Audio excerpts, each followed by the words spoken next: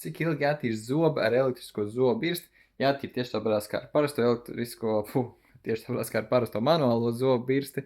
2 minūtes pie tām jums par to nav jādomā, vai 2 minūtes ir pagājuši vai nav pagājuši, jo šobrīd, vismaz visām pie mums elektriskajām zobu birstēm, ko mēs piedāvājam, viņām pilnīgi visām iekšā ir iebūvēts 2 minūšu timers, ka ik principā pēc 2 minūtēm viņas izslēdzās, un tās 2 minūtes visām vēl ir sadalīts pa 30 sekundēm. Tādā ziņā, lai mēs vienmērīgi iztīrītu visas 4 zobu daļas. Ik pēc 30 sekundēm tās zobirsts viņa tāda nedaudz savādāk vibrācija uztais, ko ļoti viegli sajust rokā, gan arī saklausīt.